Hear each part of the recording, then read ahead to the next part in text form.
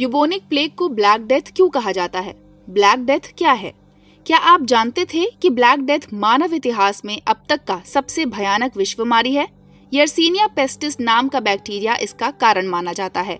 इस now you know में हम पता करेंगे कि इस प्लेग ने दुनिया पर क्या असर छोड़ा।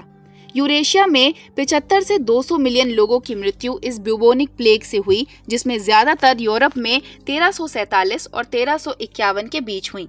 इस प्लेग ने स्वच्छता मानकों के साथ साथ कई बड़े सामाजिक और आर्थिक बदलाव लाए और धार्मिक आंदोलनों को जन्म दिया, जिससे जो आज का यूरोप हम देखते हैं वो बना। इसकी शुरुआत शायद सेंट्रल या ईस्ट एशिया में हुई और वहां से सिल्क रोड के जरिए 1343 तक क्रीमिया पहुंच गया।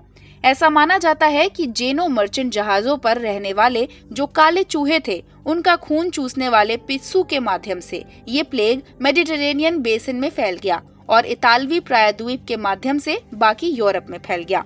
लेकिन इसे काली मौत क्यों कहा जाता है? क्या इसलिए कि चूहों का रंग काला था?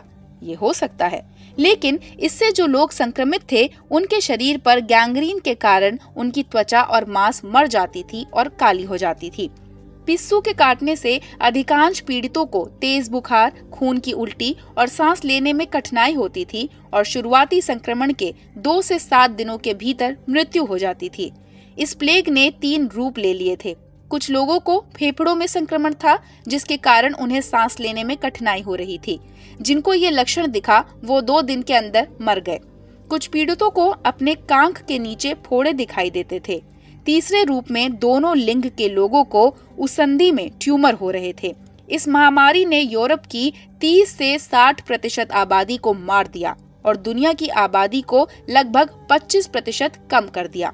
यूरोप की आबादी को इससे उभर के अनुक्रम होने में 200 साल लग गए। क्या इसका मतलब ये हो सकता है कि यूरोप जो आज इतना अमीर है वो इसलिए क्योंकि उनके अधिकांश पूर्वज 700 साल पहले चूहों के साथ लड़ाई हार गए थे? है ना सोचने वाली बात।